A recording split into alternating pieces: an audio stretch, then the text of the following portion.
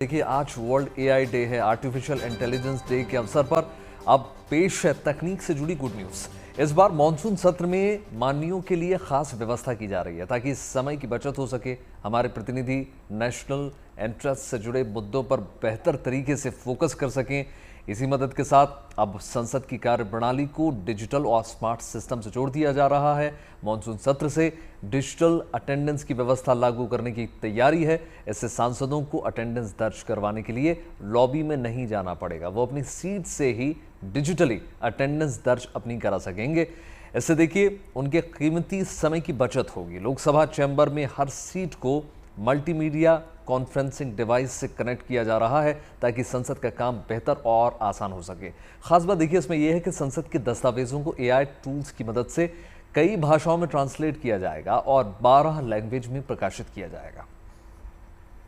भारत अब डिजिटल भारत बनने की तरफ तेजी से कदम बढ़ा रहा है।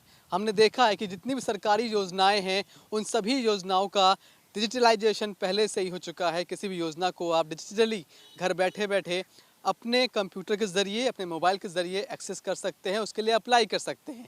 लेकिन अब वो जगह जहाँ पर ये तमाम सारी पॉलिसीज़ बनती हैं, योजनाएं बनती हैं, यानी कि संसद, उसको भी डिजिटाइज करने के लिए तेज़ी से कदम बढ़ाए जा रहे हैं। कहा जा रहा है कि अब हर सांसद की सीट पर ही उसे अटेंडेंस लगाने का एक डिवाइस होगी, वो वहाँ पर लगा दी जाएगी, जिसके ज़रिए सांसद अपनी सीट पर बैठे बैठे ही अपनी अटेंडेंस लगा सकते हैं। इतना ही नहीं, एक मल्टीमीडिया डिवाइस भी हर सांसद की सीट पर लगाया जाएगा। हर रोज़ पार्लियामेंट में जो भी एजेंडा सेट किया गया है, जिस पर भी बातचीत की जानी है, उस पूरे एजेंडा को संसद की वेबसाइट पर अलग अलग भाषाओं में अपलोड किया जाएगा। हिंदी, गुजराती, मराठी, तेलुगु, कन्नड़ा ऐसी 12 भाषाओं में इस एजेंडा को अपलोड किया जाएगा ताकि ना सिर्फ मेंबर्स ऑफ पार्लियामेंट यानी कि सांसद, बल्कि आम जनता भी उसको अच्छे से देख सके, समझ सके।